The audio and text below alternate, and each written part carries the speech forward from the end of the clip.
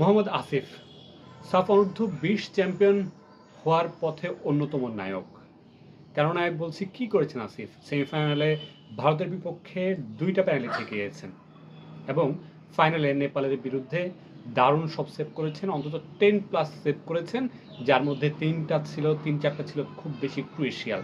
বাফুফের 8 academy থেকে উঠে আসা এই ফুটবলারের যদি একটু বৈশিষ্ট্য বলতে হয়, প্লেয়ারে বলের টাইমিং, পজিশন এক কথায় দুর্দান্ত, অসাধারণ।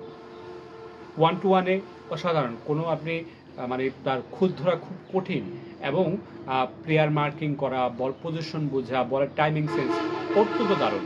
সব কিছু মিলে মোহাম্মদ আসিফ একটা কমপ্লিট প্যাকেজ। গোলরক্ষকদের যে প্যাকেজ সেটা একদম কমপ্লিট প্যাকেজ। এই আসিফ আপনাকে একসময় আপনাকে আমিনুলের কথা মনে করে দিবে, বাংলাদেশের জাতীয় দলের সাবেক ফুটবলার আমিনুল।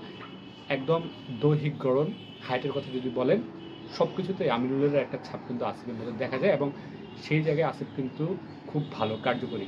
আমরা বাংলাদেশের গোলকিপারদের মধ্যে একটা দিকে হাইটের সমস্যা, আমরা জিকোকে দেখি, জিকো অবশ্যই তার হাইটের সমস্যাটা কখনো বুঝতে যায়নি, তবে সেটা যে একটা ফ্যাক্টর সেটা মানতেই হবে, কিন্তু আসিফ সেই জায়গায় এগিয়ে থাকবে।